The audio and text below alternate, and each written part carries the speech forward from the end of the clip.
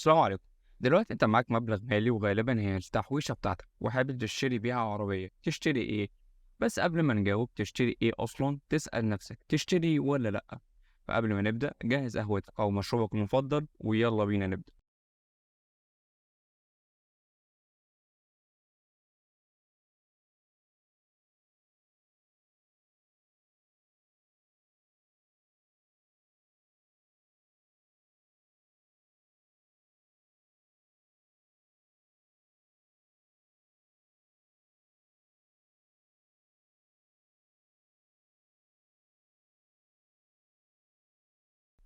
البيع ده هينقسم لجزئين، الجزء الأول الفئة ما بين 100,000 و150,000، والجزء التاني لما هو فوق 200,000.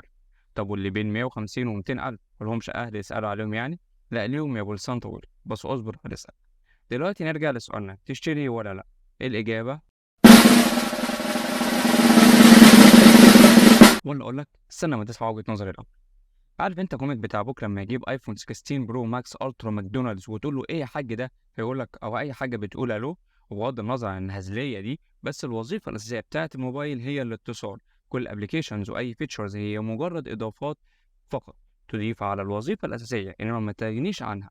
الوظيفة الأساسية بتاعة الموبايل هي الاتصال. نفس الكلام بينطبق على العربيات، الوظيفة الأساسية بتاعتها هي التوصيل. هي وسيلة بتسهل عليك حياتك اليومية، بتغنيك عن المواصلات وبتنجدك في مشاوير طارئة. من الآخر هي بتسهل عليك حياتك. فمهما كان حبك للعربيات عامل ازاي، ومهما كنت بتعشق التعديل والزوايد اللي بيتحط على عربية، كل ده إضافات مش أكتر. فكده احنا اتفقنا إن الغرض الأساسي من العربية هي وسيلة بتسهل عليك حياتك. اهدى، انا عارف انك تسأل نفسك سؤال: انا بدأت البداية دي ليه؟ انا بدأت المقدمة دي عشان نبقى انا وانت واقفين على نفس البيز، انا وانت بنتكلم من نفس المبدأ ووجهة النظر. ما اكونش انا واقف في الشرق وانت واقف في الغرب وبنحاول نفهم بعض.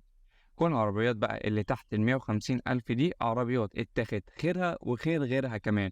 عربيات اتهلكت لحد ما قالت بس الناس ما اكتفوش، دول خدوها وشدوها وعمروها وقالوا لها تعالي معانا كمان تاني. العربيات دي انت هتشتريها من هنا وهتوصلها للميكانيكي من هنا، هي مش اللي هتوصلك للأسف. وده بسبب مشاكل كتير للأسف هتقابلها. دلوقتي في ناس كتير معاهم العربيات دي وماشيين بيها عادي، ايه الفرق بينك وبينهم؟ الفرق والله الخبرة والتعود.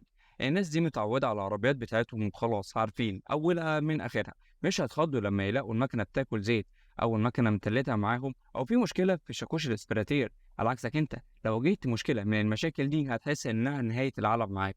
كل المشاكل اللي أنا قلتها دي هتلاقوا حل ليها في قناة أخويا بنهاوي المصري. هسيب لكم رابط القناة بتاعته في الديسكربشن اللي تحت. كده انت عرفت الإجابة بتاعت سؤالي، وهي قطعا لا. إلا عربيتين بس، الفيرنا واللانوس، دول لو لقيتهم بحالة كويسة وبسعر كويس توكل على الله فيهم. ليه؟ ما انت برضه لازم تفهم ليه، مش هتاخد الكلام وتروح تجري تنفذ.